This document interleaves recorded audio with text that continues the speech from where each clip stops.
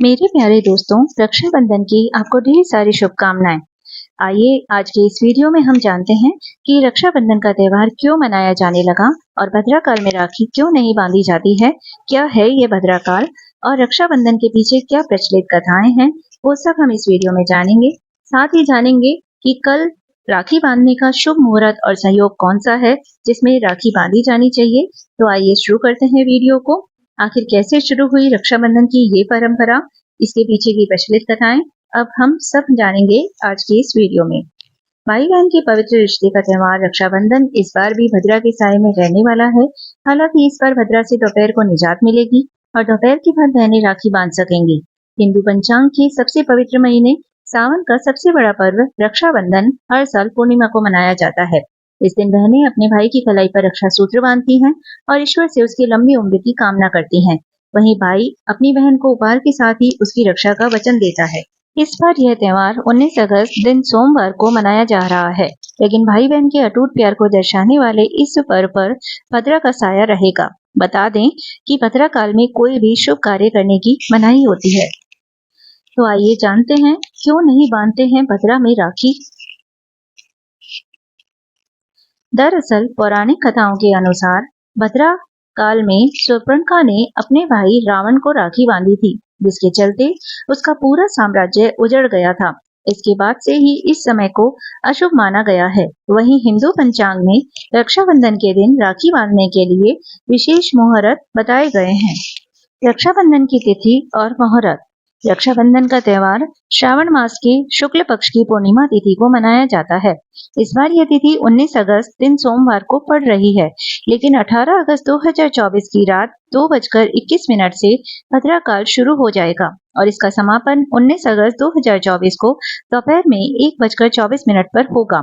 इसके बाद राखी बांधी जा सकेगी। इसके अलावा कई खास मुहूर्त भी इस दिन हैं। तो अब हम बताते हैं आपको कि वो शुभ संयोग कौन सा है। रक्षाबंधन पर कई शुभ संयोग भी बनने जा रहे हैं। इस दिन आप दोपहर 1:24 के बाद अपने भाई को राखी बांध सकती हैं। इसके अलावा रक्षाबंधन पर सौभाग्य योग, रवि योग, शोभन योग के संगम के साथ ही सिद्धि योग का निर्माण भी हो रहा है। तो आइए दोस्तों जानते हैं अब इस बार का भद्राकाल कैसा है।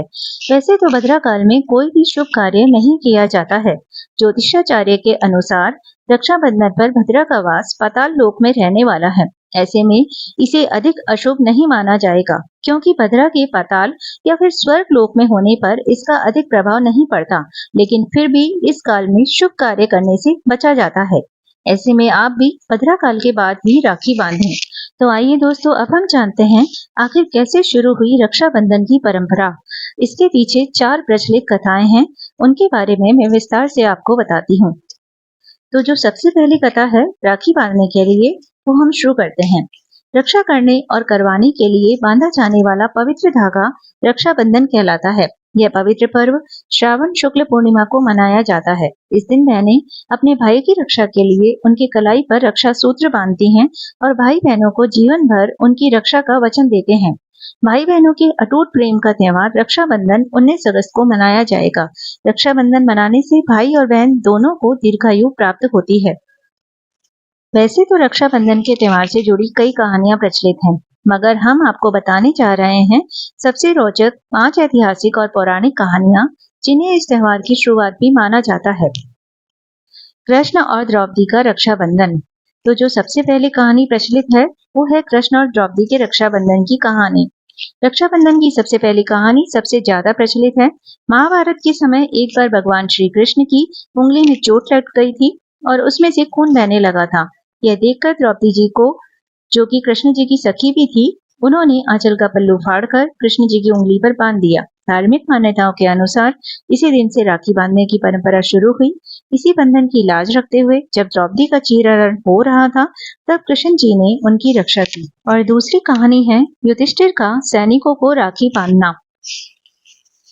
राखी की एक अन्य प्रचलित कहानी है कि महाभारत के युद्ध में युधिष्ठिर ने कृष्ण से पूछा कि मैं सारे दुखों से कैसे पार पा सकता हूँ।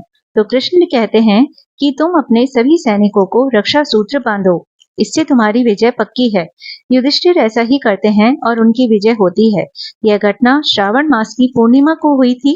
इसीलिए इस दिन को रक्षाबंधन के रूप में मनाया जाने लगा और सैनिकों को इस दिन राखी बांधी जाती है। अब तीसरी कहानी है राजा बलि और माँ लक्ष्मी के रक्षाबंधन की। राजा बलि बड़े दानी राजा थे और भगवान विष्णु के भक्त थे। एक बार भी भगवान विष्णु को प्रसन्न करने के लिए वे यज्ञ कर रहे थे। अपने भक्त की परीक्षा लेने के लिए भगवान विष्णु ने ब्राह्मण का रूप धरा और यज्ञ पर पहुंचकर महाराज बलि से 3 पग भूमि दान में मांगी।